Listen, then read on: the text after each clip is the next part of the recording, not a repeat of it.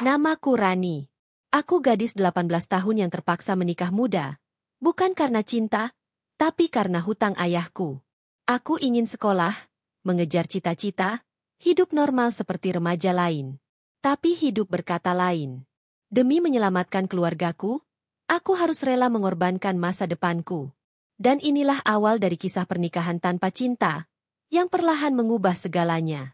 Sebelum kita mulai kisah hari ini, jangan lupa untuk klik tombol subscribe, aktifkan loncengnya biar kamu gak ketinggalan cerita-cerita mengharukan, penuh hikmah dan pelajaran hidup. Dan bagi kamu yang menonton dengan hati yang tenang, yuk tulis selawat di kolom komentar. Semoga hidup kita semua dipenuhi keberkahan dan ampunan dari Allah Subhanahu wa Ta'ala. Langsung aja, inilah kisah langkah terlarang kali ini. Namaku Rani. Aku gadis biasa, tinggal di kampung kecil di pinggiran Yogyakarta. Hidup kami sederhana. Ayahku dulunya sopir angkot, sedangkan ibu hanya ibu rumah tangga biasa. Aku punya adik laki-laki, Riko, yang masih SD. Hidup kami tak mewah, tapi cukup. Sampai semuanya berubah ketika pandemi datang. Ayah kehilangan banyak penumpang. Penghasilannya turun drastis. Awalnya kami bertahan dengan tabungan seadanya. Tapi makin lama, kebutuhan makin menumpuk. Ayah mulai meminjam uang dari tetangga, lalu dari koperasi. Tapi tetap tak cukup. Saat itu, ayah memilih jalan paling cepat, tapi paling berbahaya, meminjam pada rentenir.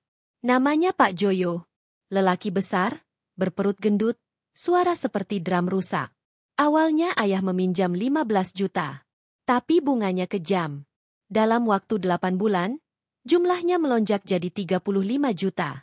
Kami tidak sanggup membayarnya. Pak Joyo sering datang ke rumah, menggedor pintu, membentak, bahkan pernah melempar batu ke jendela. Aku dan adikku menangis ketakutan, bersembunyi di kamar. Sementara ayah makin jarang pulang. Suatu malam, aku mendengar ibu menangis di dapur.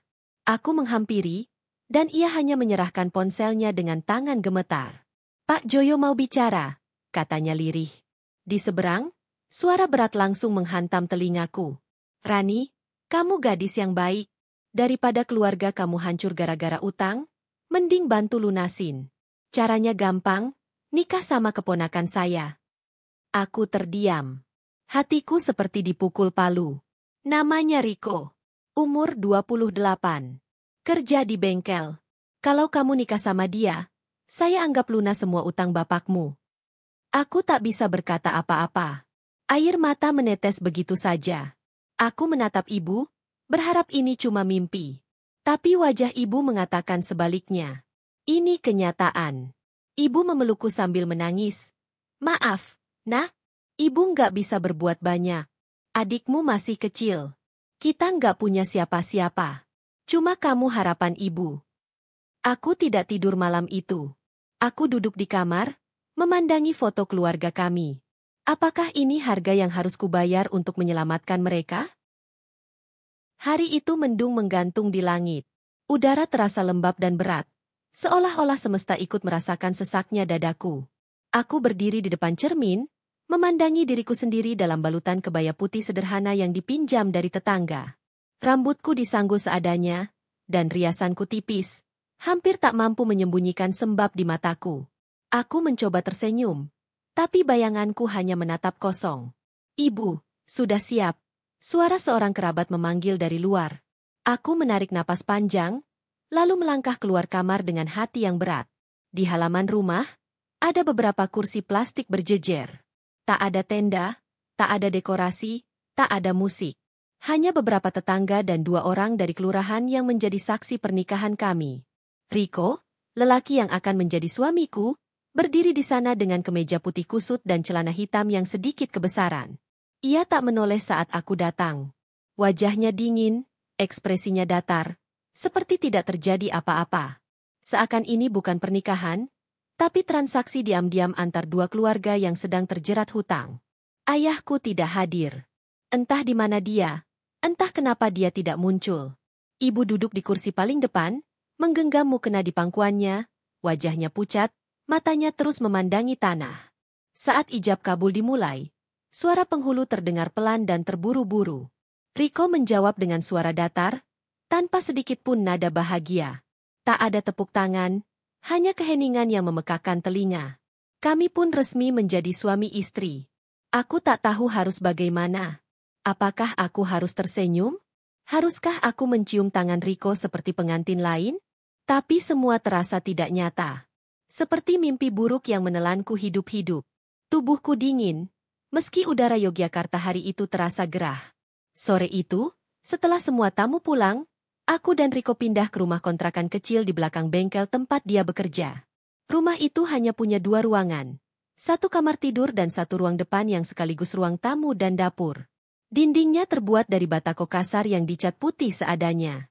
Lantainya keramik kusam yang dingin. Aku duduk di kasur tipis, menatap langit-langit kamar yang penuh bercak air.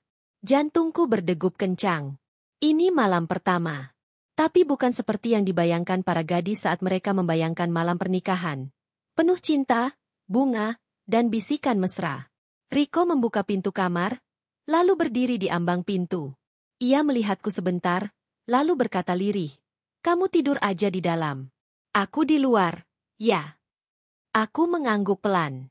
Tak sanggup bicara. Riko mengambil bantal dan tikar, lalu membentangkannya di ruang depan. Ia tak bicara lagi. Hanya terdengar suara kipas angin tua yang berdengung dari pojok ruangan. Malam itu aku menangis diam-diam.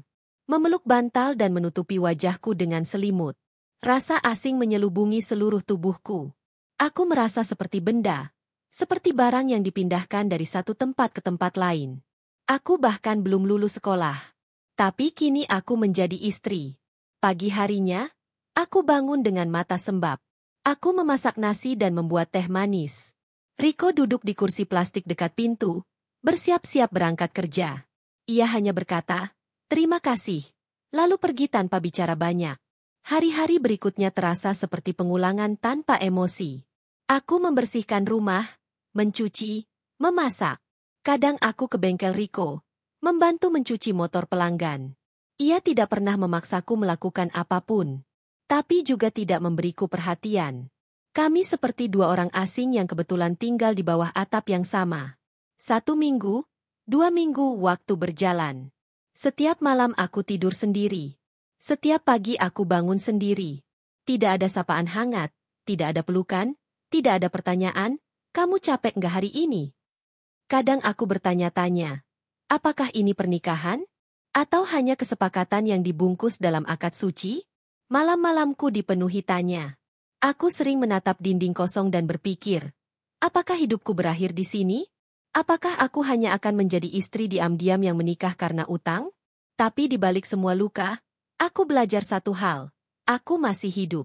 Dan selama aku masih bisa bernapas, mungkin masih ada harapan.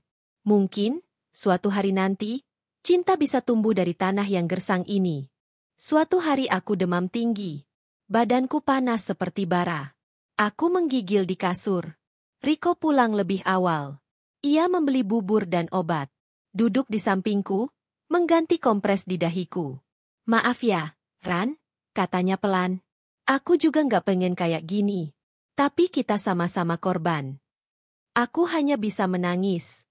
Ternyata Riko bukan monster. Ia juga manusia yang terseret keadaan. Sama sepertiku. Sejak saat itu, kami mulai bicara lebih banyak. Tentang masa kecil, tentang mimpi, tentang luka. Riko ternyata pernah bercita-cita jadi mekanik motor balap.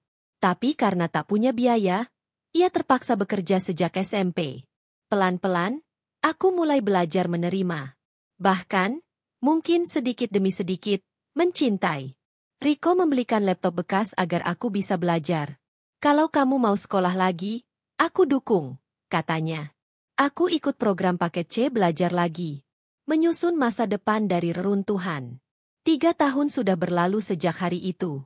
Aku sekarang 20 tahun. Sudah lulus ujian paket C dan sedang kuliah daring jurusan psikologi. Aku ingin menjadi konselor, membantu orang-orang yang merasa hidupnya berakhir padahal baru dimulai. Aku dan Riko belum punya anak. Kami sepakat menunda. Kami ingin saling mengenal lebih dalam sebelum membawa jiwa lain ke dunia ini. Ayah akhirnya kembali. Ia minta maaf. Menangis di depan pintu. Kami peluk dia, tapi luka yang ia tinggalkan tidak mudah hilang. Butuh waktu. Tapi aku belajar memaafkan. Kini, setiap malam aku duduk di kamar kecilku, menulis. Menulis tentang hidup, tentang cinta, tentang luka yang bisa sembuh jika diberi waktu dan kasih.